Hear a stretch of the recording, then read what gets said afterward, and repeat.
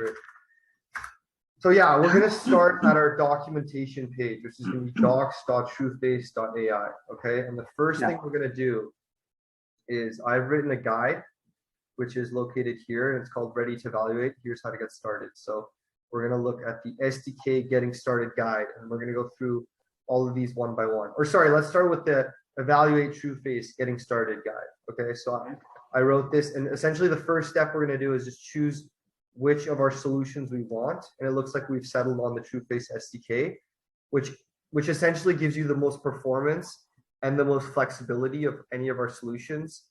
And although it sounds difficult to use potentially, it's actually quite easy to use, as you'll see. So we're going to use that product, and the next step is we're going to ensure that our target hardware meets the minimum and recommended hardware requirements. So after this call, by the way, I'll get Omar to send you, in addition to this video, he'll send you all the links to all these pages so that you can follow along and follow these steps yourself. But essentially, we need to ensure that our hardware is supported by the software we're going to run. So if we're going to run the SDK, then we have to ensure that the hardware we're using is supported by the SDK. So we're going to look under minimum hardware requirements. And as you can see, these are the operating systems we support. You're going to require a computer with at least 2 GB of RAM if we're running face recognition. So, I mean, if you're using a modern laptop, that should hopefully have more than 2 GB of RAM. And then you need a CPU that supports the AVX instruction set. So once again, like essentially all laptops newer than like 2010 will support this instruction set. So unless you have like a really, really old hardware, your CPU is gonna support this.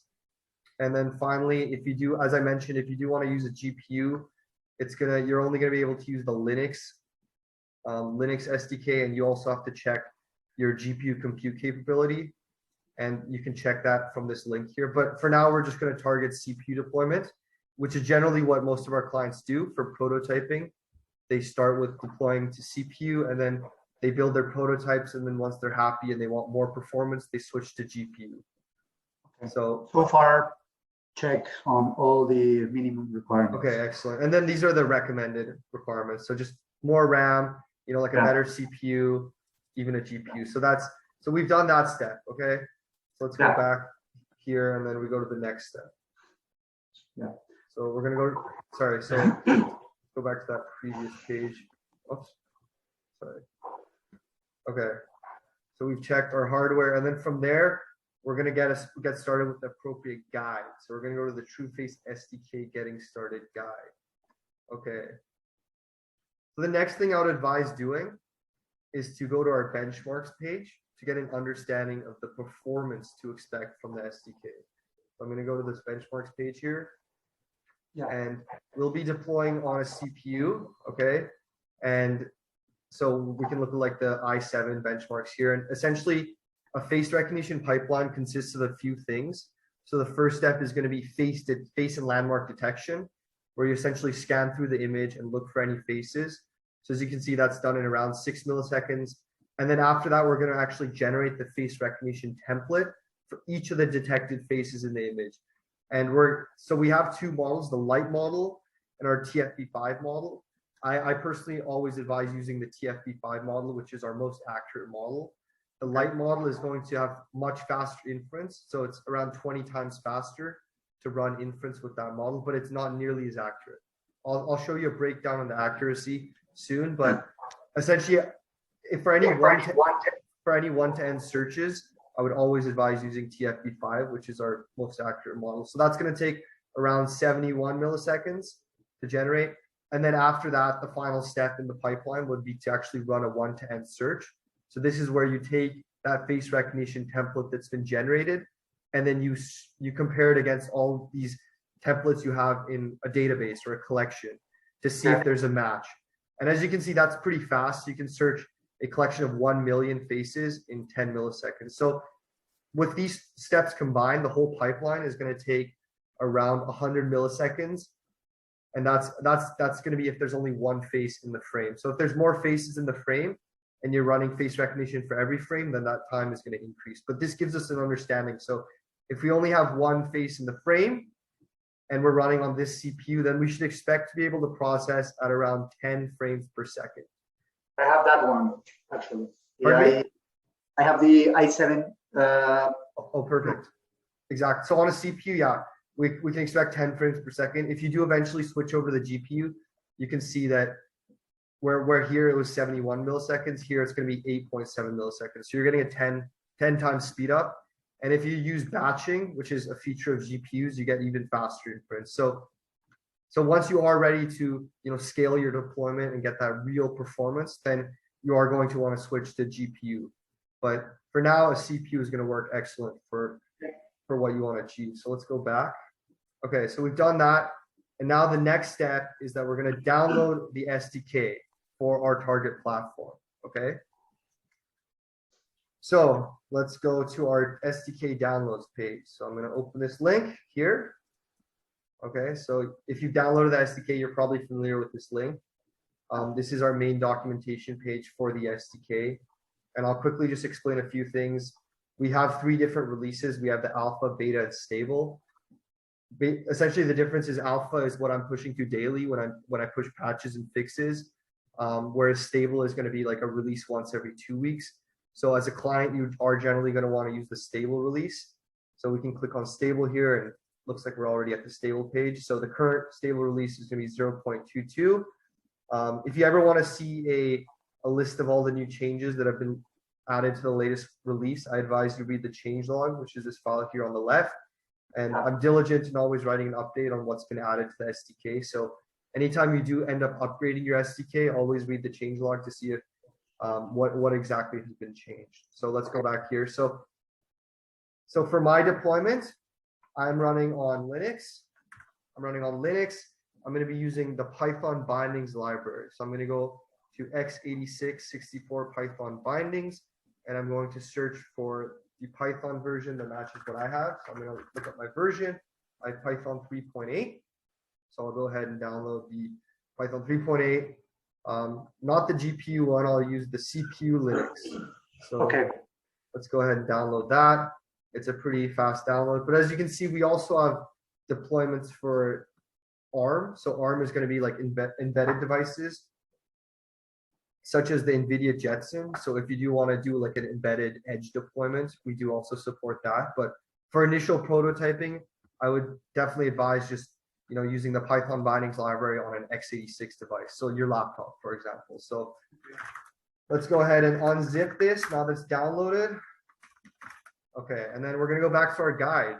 What does it say the next step is? So it says, run the sample code, which comes shipped with the SDK. So the SDK bundle, download bundle contains sample code that demonstrates the ideal usage of the SDK. Start by extracting the download bundle, then be sure to read all the provided README files. Okay, so let's go ahead and do that. So we've got the download here. I'm going to go into that. We have 2 directories here. The first is called images and just contains a bunch of sample images for all the sample code. The second directory is called Trueface SDK, and this one contains all the sample code that's ready to run out of the box. So these are all Python scripts.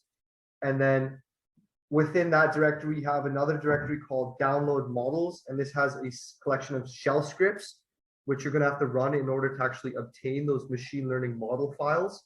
So the AI model that actually does the face recognition. And the last thing that's contained in this directory is the actual library. So this is going to be the Python bindings library that we import. Okay, so let's go ahead and go to the Trueface SDK directory. Actually, sorry, I'm actually gonna download the beta bit.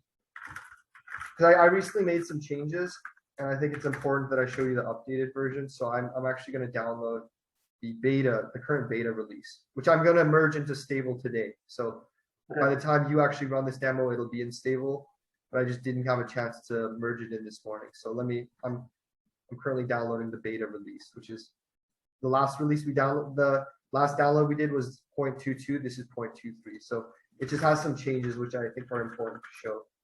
Okay. So we're going to go in here and let's have a look at the README file because I've written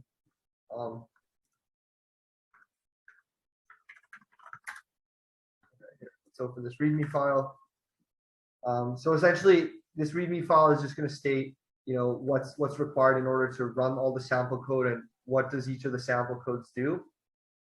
So one thing we will need to do in order to run the sample code for one-to-n face recognition is to install OpenCV Python. Installed using this command here. So pip install OpenCV Python. I've already done it. Since we're not going to be running the GPU sample apps, we don't need to worry about these two. And then finally, something else we need to do before we're able to run the sample app is that we need to add the directory, our current directory, to our Python path. Okay, so how do we do that? Essentially, I'm just going to get the present working directory, and then I'm going to add it to our Python path. So I'm going to say export Python path equals Python path, and then I'm going to append the current directory. So that essentially just means that when we run our Python script, Python will be able to find the Python bindings library. Okay, and then the final thing we need to do in preparation for running our scripts, Francisco, is to export our Trueface token as an environment variable. So I've already done this, but essentially what it would look like is you just go export Trueface token equals, your token here. So we're going to provide you with a license token, and you're just going to export it as an environment variable. And then from there, we're ready to go. So we can start running the sample apps. So the sample apps I'll be running today are the identification sample apps. So they're used for one-to-n identification. So there's 3 sample apps in here. The first is called Enroll into Database. The second one is Identification one-to-n live streaming. And the third one is just Identification one-to-n. So we'll be running these 2. And I'll explain what each one does because each one is very important. So let's go ahead and open the Enroll. Oops. Enroll in Database sample app. Okay, so as you can see, like the whole sample app is 160 lines of code, so it's not very long, and half of it is comments and error checking. So, but essentially, what we have to do is, well, let me just give you a high-level overview of the sample app and what it does, and then I'll dive into the code and how to initialize the SDK and all that stuff. But essentially, what this sample app is going to do is it's going to load the Trueface SDK. Okay, and then it's essentially going to go and generate some face recognition templates for some images that we've provided, and it's going to enroll them into what's called a collection. So a collection is basically just a grouping of face recognition templates within a database. Okay, and then it's going to save those to database, and then after that we run the second sample app called Identification one-to-n live streaming, which is going to load that database from disk that we've already pre-populated. And then it's going to connect to our web camera and try and identify any faces it sees from our web camera by running queries against the database. So that's like a really high level overview, but now let's dive into actually what's going on in the code. So while I do this, I'm going to have our documentation page open just so I can reference it for your sake. By the way, am I going too fast or is this a good? No. Okay. We're good. Okay, excellent. So, Yeah, so I'm going to go back to our main downloads page, which I can do by clicking Trueface SDK. And then we're going to scroll down here because all this on the left, this is the documentation for the C++ API. So for example, if you go here, you see that these are C++ functions, but we want to look at the Python bindings documentation. So we can go to that page by clicking on the link here. So once we click on that link, it's basically a mirror of the C++ documentation, but it's all written in Python. So just to clarify, the C++ API and the Python API are exactly the same, except for the language they're written in. So the function signatures are going to be the same. All functions that are in C++ are also supported by Python. So you can easily interchange. So the first thing we do is we go to the General tab. And as you can see, it says, before you can call the SDK functions, you must first initialize the SDK with your desired configuration options. Okay, so these configuration options are essentially going to modify the behavior of the SDK. So the configuration options are all listed on this page here. So if we go down to the struct called configuration options, you can see what all the fields are. So for example, one of them is going to be the GPU device index, which is going to say, if you're using a GPU, which GPU device do you want to use?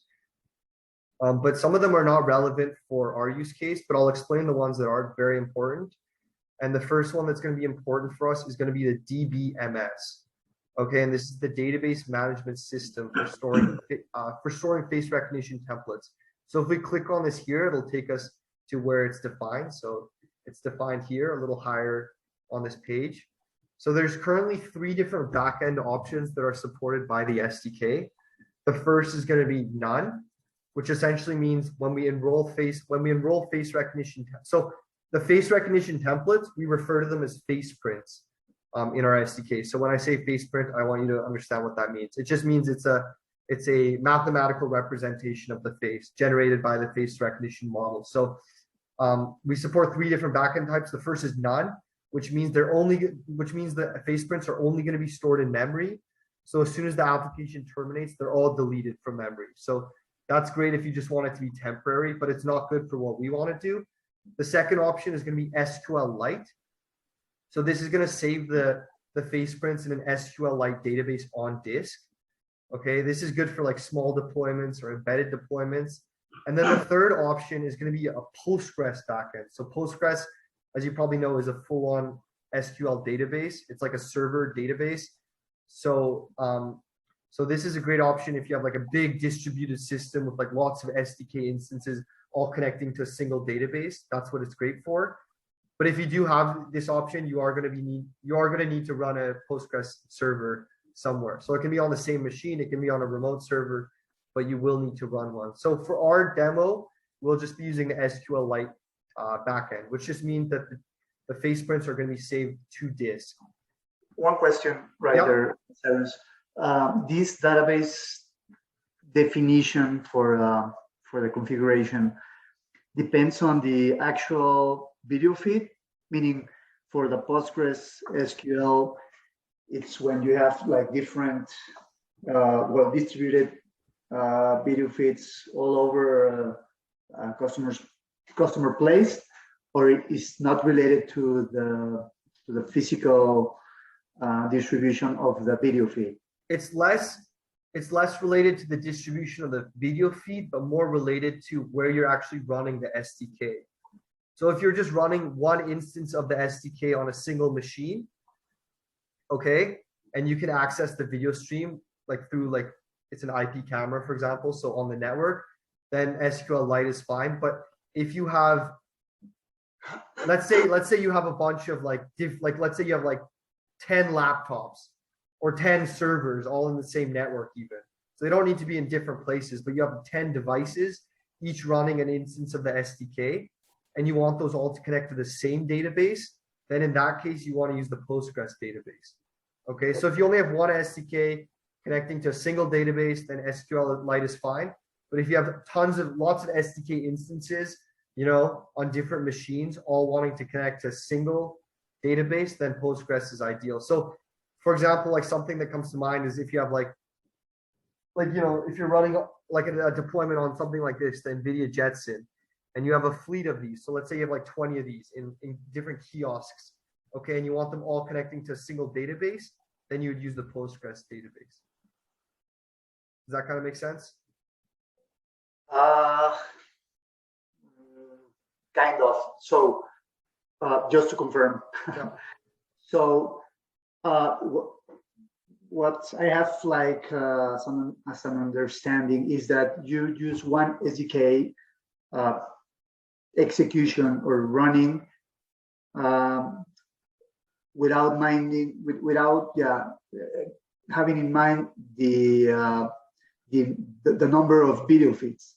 So in which case you would need several SDKs running. Is it because of the functionality, meaning you need one SDK for you know, facial recognition and you know, having the gender, and another SDK specifically to identify objects, and that's why you have to run different SDKs, or why would you have to run?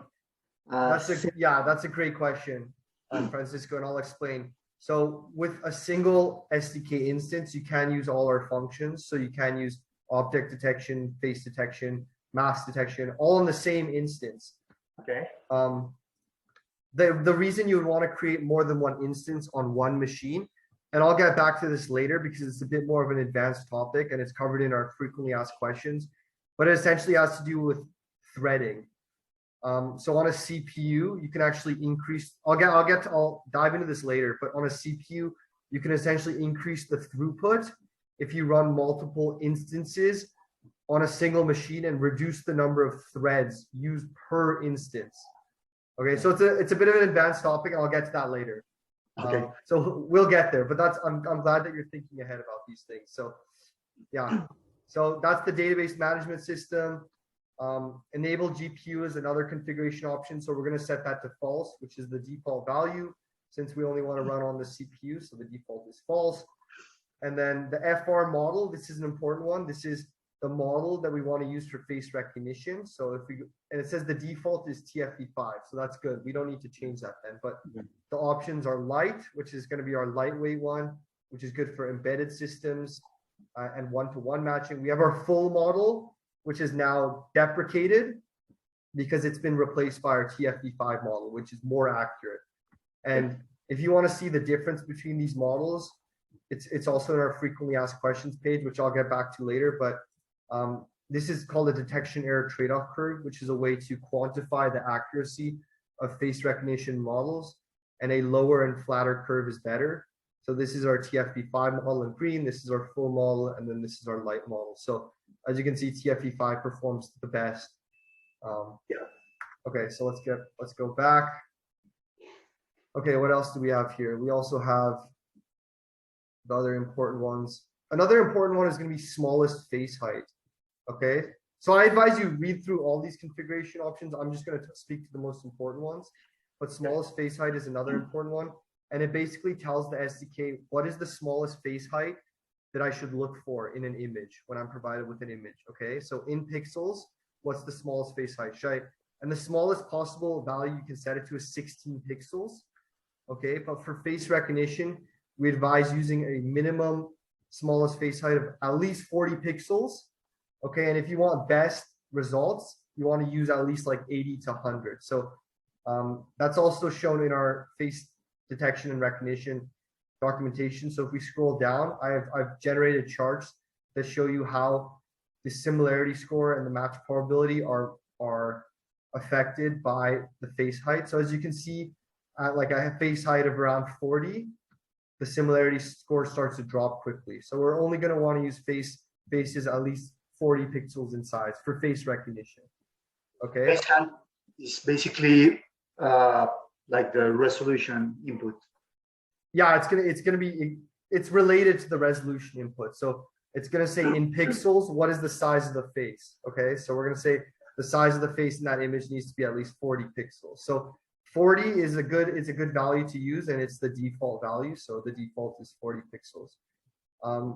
Why this is also an important configuration option is the higher you set the value, the faster the face detection is going to run.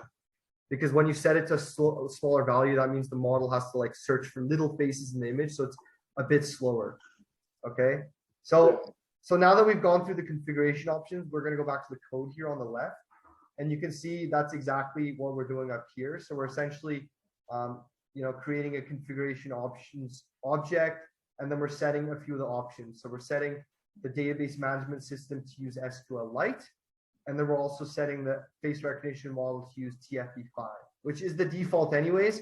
So if we didn't set this, it would have been fine, but it's good to be explicit about the options we want to set. If we did want to use a GPU, we would set this to true, but we'll just be using CPU, so we're fine. And then from there, we create the SDK and we pass it the options. Okay, so now we've created the SDK and we pass it the options. So we're done with this general tab. Okay. So to inhabilitate, or instead of adding false, you just add the hash sign on the left, right? Oh, this is how you do a comment in Python. The hash sign is so any line that has the comment next to it is not going to be evaluated by the Python interpreter. So no worries, it's all good. Basically, if you want to like invalidate an option, I mean, you can either delete it, like just get rid of it, or you can just comment it out, and then that option will be ignored. All right. Okay. So then from there, as you can see in this documentation, it says before you can call the SDK functions, you must initialize the SDK. Okay, we've done that. Once you've initialized the SDK, then proceed to the license section. So if we click this, it's going to take us to this tab here on the left. So we go to license validation. And essentially the next step we have to do is we have to set and validate our license token, okay? So essentially the code here is just going to read that environment variable we set earlier. So Trueface token, it's going to set the license. It's going to check if the license is true or false. If it's false, that means our license is expired. If it's true, then we're good to go. So now is where things get interesting. Now is where we get into the kind of like the one-to-n functions. So essentially in this sample app, we're going to create a database with Sql Lite using SDK. And then we're going to create a collection within that database to store all the templates. And then we're going to start enrolling some face templates into that collection. So the first thing we're going to do is if we go to our one-to-n identification tab here, I advise you read through all this information. It's pretty important. It also talks about, when to use SQL Lite, when to use Postgres, things like that. But all the functions are shown here. So the first thing we need to do is we need to create a database connection. So we're going to create a database connection. And this is essentially going to create a database called mydatabase.db. Okay, so this connection, this function, if the database already exists at the provided path, it'll load that database. If not, it's going to create a new database. Okay, and this function works for both SQL Lite, which is going to just be like a file path like this. But if you're using a Postgres database, then it's going to look like this, where you're actually providing it a database connection string. So if you're using a Postgres database, you need an actual database connection string, which is just like a standard way to connect to a Postgres database. But that's going to be a little more complicated because, as I said, you actually need to be running the Postgres database server. So for this demo, we're just going to be using the SQL Lite database, which doesn't require any more input on our side. So we just call this function. It's going to create a new database for us. And then the next thing we're going to do is we're going to create a collection within that database. And we're going to call that collection my collection. Okay, and that's just going to be a grouping of face recognition templates. So we've done that. One question, Cyrus. Yep. Sorry. Yeah, for sure. You're like at the installation process, but imagine that we already have that, the setup, and the model, the SDK is running, and I have an access control face recognition, and I have, I don't know, 500 employees. Yep. They have to, get into the collection. Do you have to do that manually? You do, and you do that manually using a script like this. So this is exactly what that's doing. It's going to iterate over a bunch of images that we've provided it and corresponding identities. And then it's going to generate face recognition templates for each of those images and add them to a collection using our SDK. So that's exactly what this script is doing. Okay, so for the 500. So you're not going to have to type out each name, like each image path in each name. You're going to use code to do that for you. So there's Python functions which can, get the path to each file in a directory. So you'd use a function like that, which would list off all the images and their corresponding identities for you. And then you would just do a loop and loop through those. So you don't need to type it out manually.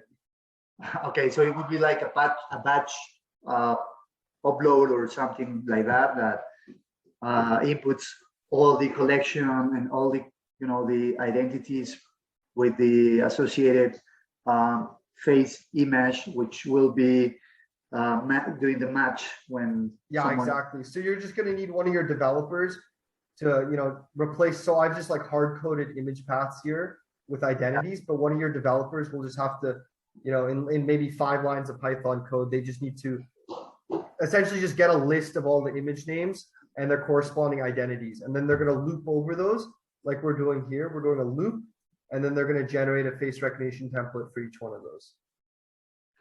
So the only thing they're going to have to change is this, essentially, and then the rest of the script is fine. So we're just going to use some of the default images we have here. I'm going to use my own image so that you can see the demo. So I have an image of me here. I'm going to just show you what it looks like.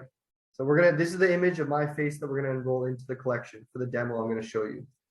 So let's go ahead and add one here. So we're going to go we're going to take this and we're going to add an image. So we're going to say here and then go cyrus.jpg and then we're going to give it my identity is Cyrus Bruzy. Okay, so we've got that done. So what we're going to do now is this is just a loop in Python. So we're going to iterate over all the image identities, all these images that I've listed here. As I said, your engineers would have to programmatically get the listed images of 500 images, which is totally doable. We have clients doing this with millions of images. You just write some logic that loops over all those images. Okay. And essentially what we're going to do is so the first thing that needs to be done is with our SDK, you always need to set an image. Okay. So our SDK only works with images. Even if you have a video stream, which we're going to use in the second sample app, which I'm going to go over, you still have to extract images from that video stream. So if you're working with videos, you need to decode the video using a tool like OpenCV, which we demonstrate how to do in our code. And then you set the images with the SDK. And our SDK has a few different functions for setting images. You can either set the image from disk, like we're doing here. So setting the image using the image path. You can also set it using an encoded buffer, a decoded buffer. So there's lots of different ways you can set the image. Your development team can just read over the documentation here. But for this app here, we're going to be setting the image using the image path on disk. Okay. And then anytime we call one of the SDK functions, we're always going to check. We always look at the return type. So for example, we're calling this one here. So the set image that takes an image path and then it returns an error code. And the error codes are defined in the general tab down here. Okay, so we always want to check that the error code is no error. If the error code is not no error, it means that there was an error and we should deal with that error. Okay, so we're going to set the image. And then the next thing we're going to do is we're going to call this function detect largest face. Okay, so detect largest face. And what's that going to do? It's going to detect the largest face in the image that we've just set with the SDK. So we've gone ahead and set this image. And then now we're calling detect largest face, and it's going to search that image and see, are there any faces in that image? And if so, what's the biggest face in that image? Okay. So that's going to return this structure called face box and landmarks. Okay. So yeah, this might look complicated now, but once you read all the documentation, it should be a bit simpler. And the good thing is the sample code is already pretty complete. So you don't really need to modify it. You can just run it as is basically. I watched the YouTube video that you made, so I'm kind of okay. Oh, I'm glad you found that. That's a tiny bit outdated now, but it should give you a good overview of how it works. So yeah, we're going to call detect largest face, which gives us the face box and landmarks, which is a struct for the largest face in the image. And then now what we could do is we could go directly and generate a face recognition template from this detected face. But before we do that, we're going to run a few checks to make sure that the image is high quality, okay? Because as described in this one-to-n identification tab here, when you go down here, you'll see it is imperative that enrollment images, so images that we enroll into a database, are of high quality, okay? If we enroll low quality images into a database or collection, then it'll result in a lot of false positives. Okay, we've had clients do this where they try and enroll terrible quality images that are blurry and terrible, and then they get a lot of false positives. So we therefore want to run some checks using the SDK to automate and check if those images are high quality. We don't want, you can obviously have somebody actually look at the images and make sure they're high quality, but when you're dealing with thousands of images, you need to do it programmatically. So the ways we're going to check that the image is high quality is we're going to make sure that the face is at least 100 pixels in size. We're going to make sure that the head is front facing and not like a side profile, which we can still work with, but it's not going to work as well. So we want to make sure it's front facing. We want to use our estimate image quality function, which is actually going to tell us is the image blurry or is it crisp? And then finally, we're going to detect masks and see, is the user wearing a mask? Because we want to make sure the enrollment image doesn't have a mask on. In the actual search image, so when we're searching against video streams, it's okay if the user is wearing a mask, but in the actual image that's going in the database, we want to make sure there's no mask, it's front facing, high quality. So that's essentially what I'm going to do here. So in these lines of code here, we're going to be running all those checks there. So we're going to start by just essentially, we're just going to start by computing the face height using the bounding box. And then we're just going to check that it's at least 100 pixels in size. We're then going to estimate the face image quality and check that it's at least, oh, this should be updated, but it should be 999. I think I updated it more recently, but yeah, we want to check the quality and make sure it's high enough. Then we're going to compute the orientation of the face and make sure that the yaw and the pitch are within an acceptable range. So that basically just makes sure that the face isn't fully side profile like this, or that the user isn't looking down or up too much. And then we're going to detect that if the user is wearing a mask, and if they're not wearing a mask, then we're good. We've passed all the checks, okay? And then the last thing we do is we actually generate the face recognition template. Okay, so we're going to get the function we call is get face feature vector. So that's going to generate a template for the face. It's going to generate a face recognition template, and that's called a face print. Okay, and the last thing we're going to do is we're going to enroll that face print into the collection we created. Okay, we're going to roll the face print, and we're going to provide an identity. So this identity is just going to be the identity we set here. Okay, but you can really put whatever you want. So, you know, like my identity, whatever you want to label it, the face print as. Okay, and then you enroll the face print, and then hopefully it enrolls with no errors, and then you're good. And then the face print has been enrolled. And then that's basically an overview of what this sample app does. So that's kind of happening in the loop. And then outside of the loop, I just for the sake of the demonstration, I'm running a few of the other functions in our SDK. So I'm going to run a few of these functions, basically just return some of the metadata in our collection, just so we can double check that the templates have been enrolled correctly. So there's no need to run these. You know, we can comment them out, but I just have them here for the sake of the demo, just to teach the person using the SDK. So from here, we can actually just go ahead and run the sample app, and it should work. Okay, so let's navigate back here, and I'm gonna just run Python 3. The name of the sample app was called Enroll in Database. So when we run this, it's actually gonna fail, but I deliberately want to show you why it's gonna fail. So let's try and run it. And as you can see, something bad has happened. It threw a runtime error, unable to find the model file. So it's basically telling us that, hey, I think you forgot to download the face recognition model file. You should probably download it, okay? So that's what this error is telling us here. So it's saying, be sure to run download face recognition tfv5.shell script. So let's go ahead and run that and download the model file. So we're gonna go to the truth.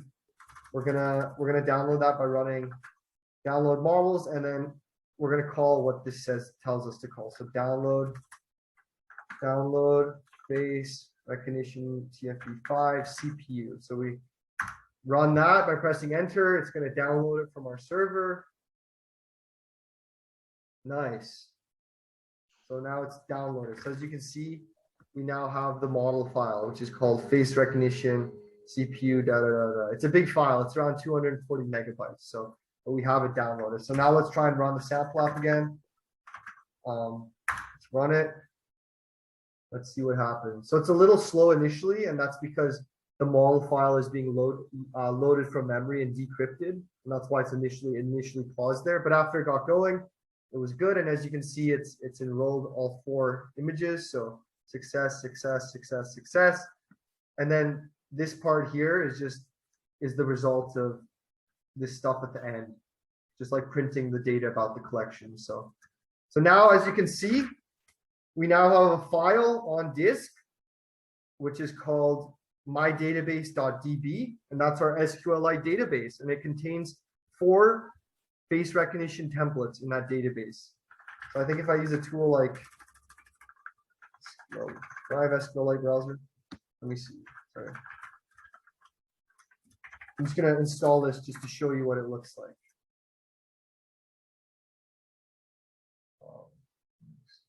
Let's see. Let's just install this, and then I can show you. Oops.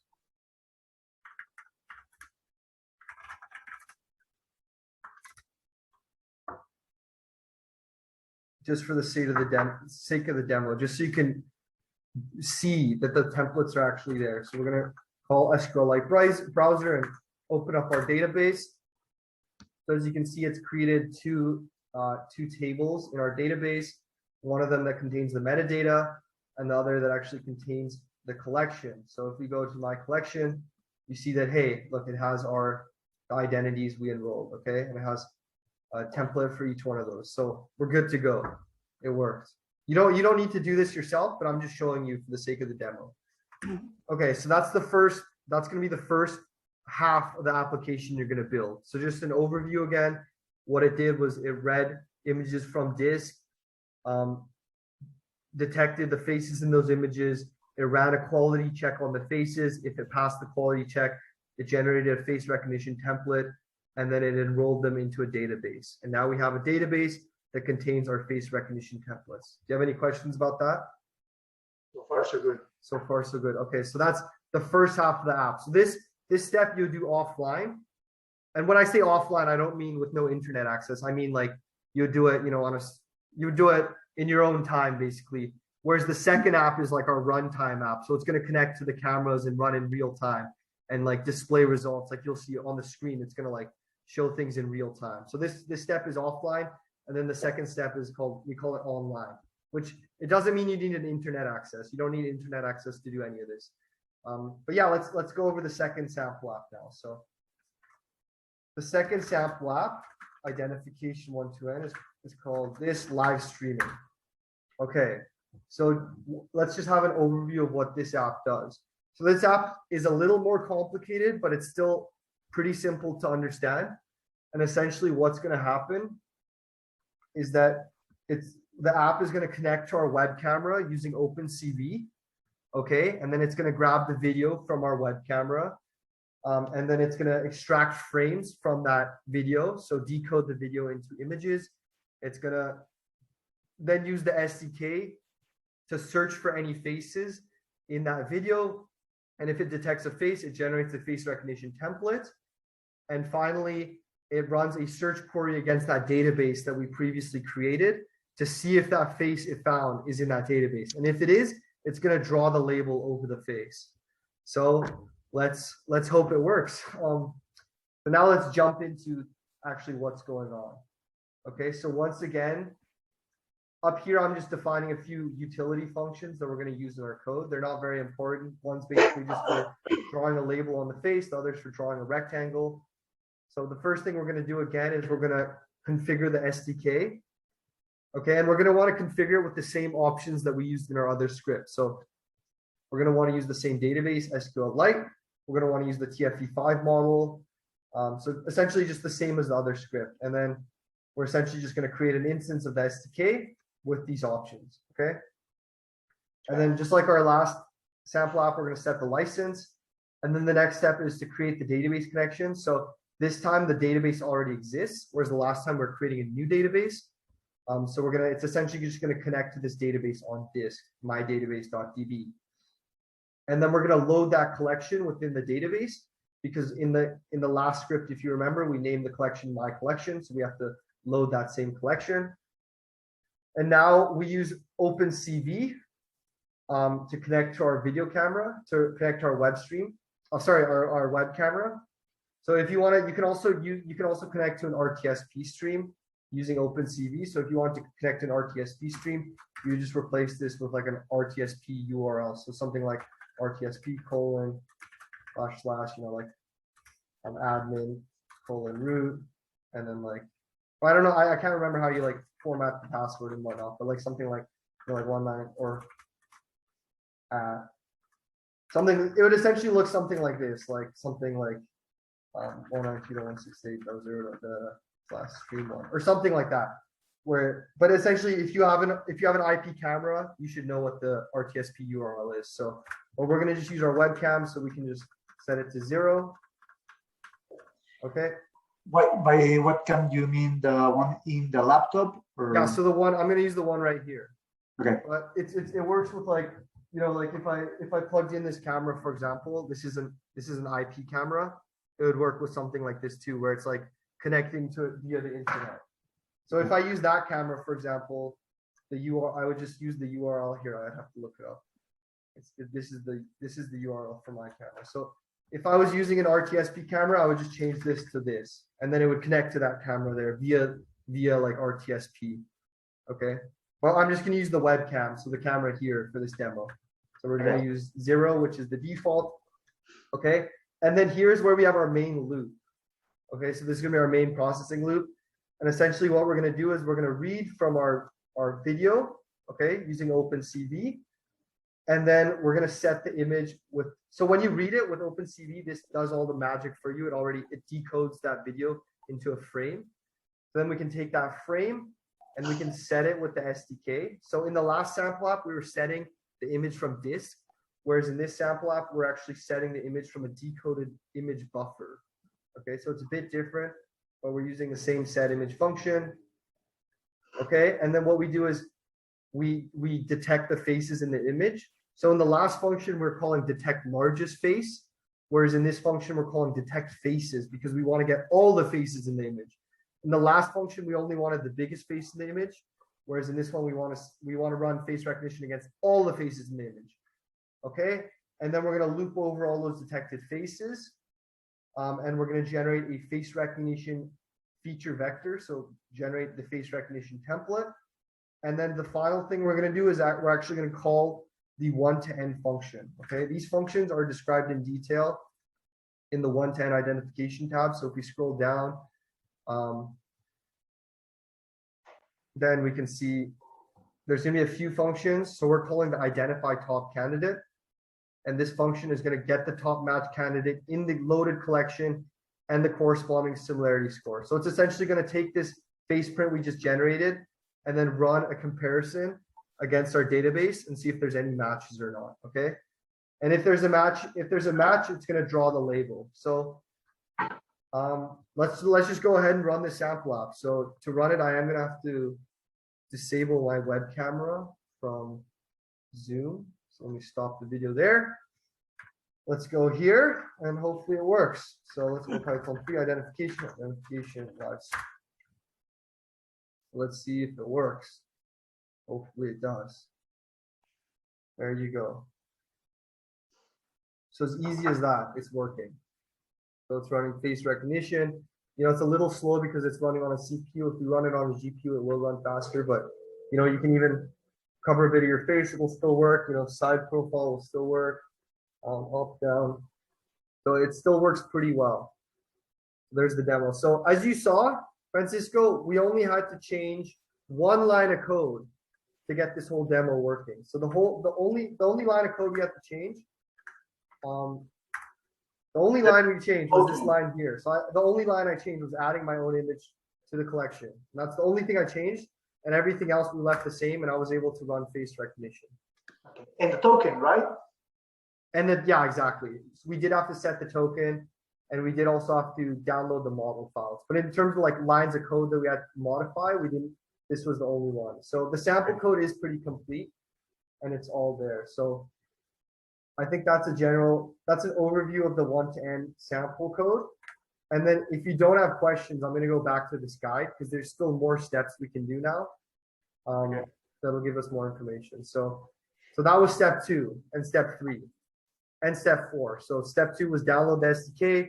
Step 3 was run the sample code. So the sample code we ran, the only sample code we ran was these identification apps. Okay, so the only 2 we ran were these 2.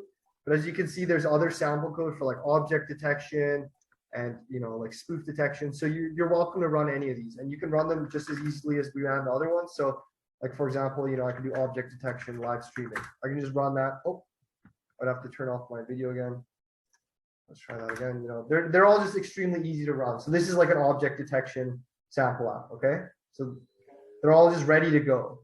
That's what I wanted to show you. Very easy to run with Python. Minimal work from your side. So okay, so let's turn our video back on. Okay, so we've done that. We've also looked at the documentation a bit, but obviously I advise you should really read through everything. So especially these 2 pages here. So the face detection and recognition, this is all very important information. It has useful charts, analysis. And then this one is probably the most important. It's good to read all these things here and see what all the functions do. So we've done that. And then the next step is consult the FAQ page. So this is what I told you we would look at and we'd come back to. So let's go to the frequently asked questions page. So that's just to show you where it is again. That's going to be this tab here. And it basically, it essentially just goes into more advanced topics, like how many threads does the SDK use for inference, for example. So those functions that I was showing you, like things like face detection and face recognition, they don't use a single thread. They use multiple threads because machine learning inference is a pretty heavy process. So like the face detection uses 4 threads for inference. The face recognition, generating the face recognition feature vector, that uses 8 threads for inference. Okay. And then it shows you strategies for how you can reduce the number of threads if you want to reduce the load on the CPU. And then it also shows some graphs that show how the speed is impacted by the number of threads. So as you saw in the benchmarks page, it said that we can generate a face recognition template in around 70 milliseconds. Okay, so that's 70 milliseconds, but that's if we use 8 threads. So if you only use a single thread, it's going to be 400 milliseconds. But why you might want to do that is it's explained here, but basically to optimize for latency, you use more threads, whereas to optimize for throughput, you use fewer threads and more SDK instances running in parallel. Okay. And I won't dive into it because I've written it out all here, but essentially, yeah, it's a throughput versus latency type of argument. And then what else is the SDK thread safe? You know, you have like suggested architectures when you have like lots of data being produced. What else? GPU library, So I advise you read through this entire page. It has a lot of valuable information on more advanced topics. Okay, so beyond just like the simple SAMP class, but once you want to like really improve performance and really understand what's going on under the hood. Okay, so that's that step 5, and then step 6 is going to be one question just regarding the threads. Do you mean that the code divides the execution of or processing of information between threads of the memory, or the workload is distributed by the same SDK code, or I mean, I understand the concept of thread. Yeah, for sure. So essentially what's happening is, like, let's look at this program here, for example, or the Enroll in database program. So this whole program, you know, it's going to be like what you've written is running in a single thread, the master thread. So that's just like one line of execution. Okay. But when you call a function like detect largest face, internally, the SDK is going to launch 4 threads. Okay. And these are going to do the machine learning inference. So they're going to be doing like computations and crunching numbers. And then once they come to a conclusion, they all converge again back into your single thread. Okay. Okay. So it's all done internally to the SDK. So, you know, when you call this function, the SDK is going to create 4 threads, and then it's going to merge those 4 threads again. So, you know, as soon as you stop calling this, we're going to be back to like the single thread, the main thread. So you don't really need to do much on your side. It's all internal in the SDK, but we do provide you with the information in case you have limitations. Like some clients, they're not only running the Trueface SDK on their computer, they're running other things which also require CPU resources, which is why they say, okay, I can only allocate 2 threads to Trueface and I have to allocate 2 threads to this other program. So that's why we offer that option.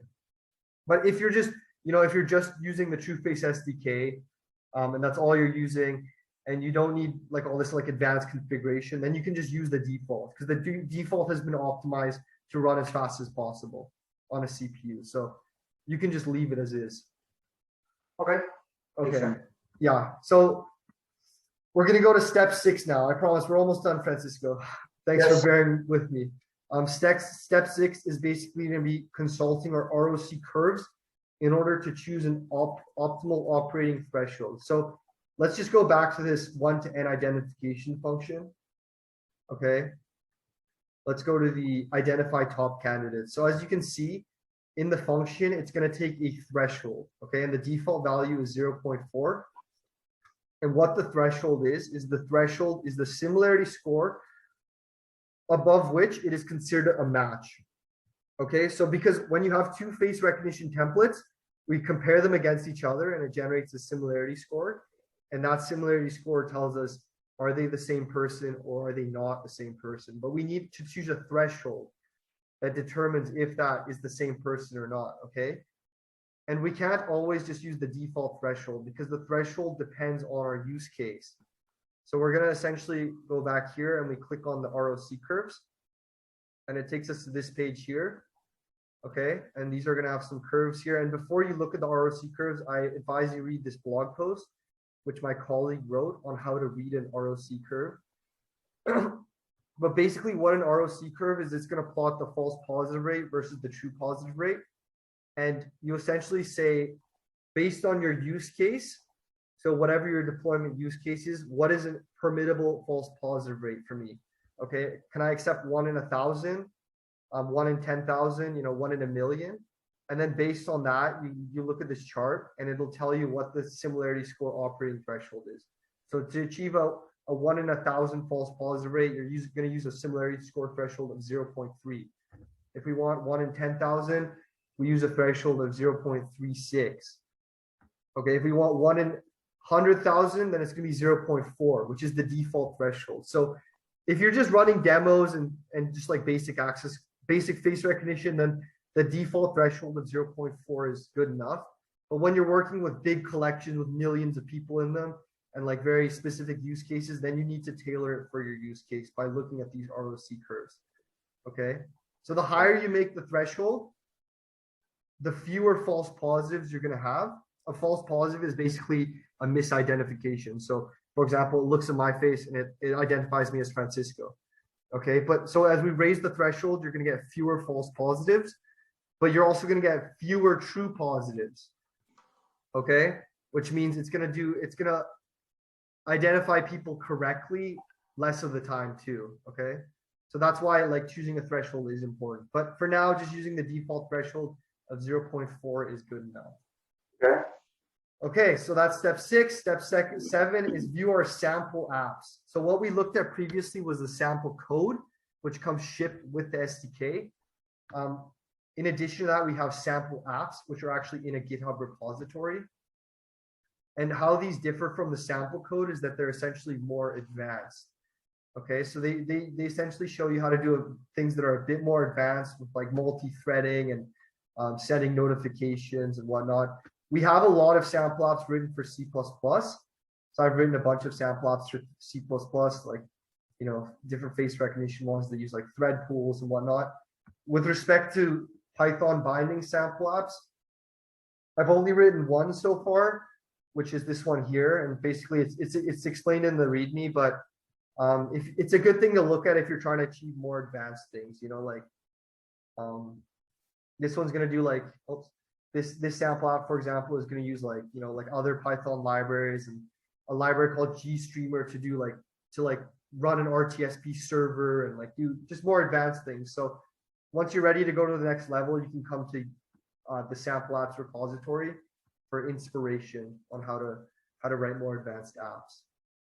Okay, so we've done that. Now the final step is upgrading our SDK version. So after you evaluate for like a month, you may notice that your SDK is now out of date a little. So you might want to upgrade to the newer version.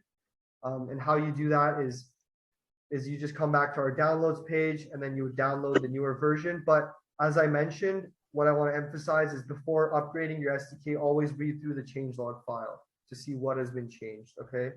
Because some of the changes are breaking. So they'll be labeled as breaking, but they will break your code. So it's important that you look at these. And that's it. That's all the steps you need to follow. At that point, you should have the demo run. You should have read the FAQs. So you should be pretty familiar with the SDK. And obviously, our support team is here if you do need help.